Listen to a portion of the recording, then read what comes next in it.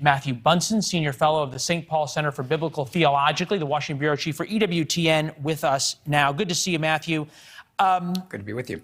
One of the great Vatican watchers that I know explained this as geopolitics versus Jesus politics, and the Pope decided to do Jesus politics. I think that's a fair assessment. One of the things that Pope Francis is trying to do, certainly tonight, with having a Ukrainian and Russian families together in the way of the cross at the Colosseum, was the theme of reconciliation. Pope Francis himself used the phrase that the world has turned to Cain, as in Cain and Abel. And I think one of the points that they're trying to make here is that reconciliation, forgiveness is essential. That, of course, was less than satisfactory for certainly Ukrainian Catholics.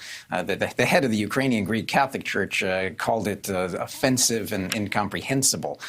So that is why I think the Vatican made the decision to make a change in how they did this, and that was to have a moment of silence rather than the type of reflection that was originally planned.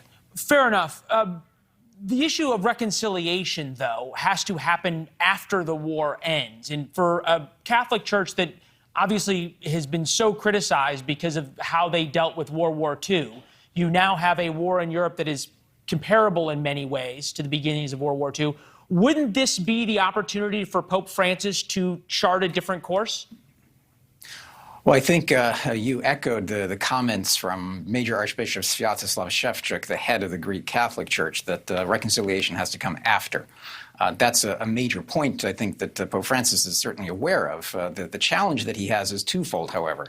There is the diplomatic side, where he's trying to find a settlement and has offered the Holy See's involvement in that. But then there's the huge ecumenical dimension to this, the relationship between the Roman Catholic Church, or the Catholic Church, and the Russian Orthodox Patriarchate of Moscow, which, of course, is now very closely allied with Putin. So there are layers of diplomacy, layers of theology, and layers of sort of geo-ecclesiastical politics that are involved here.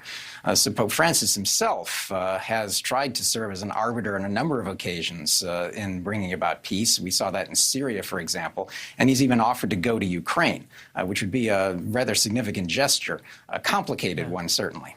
Yeah, no, fair enough. And the idea of going to Ukraine, to go to the war zone as the pontiff, would be certainly a different step, probably, than what we saw tonight and the way it is viewed. Great conversation, sir. Thank you for being here. Happy Easter. Good to be with you. God bless. Yeah, thank you very much. Thanks for watching. Click the red subscribe button below so you can get more of NewsNation's fact-driven, unbiased coverage.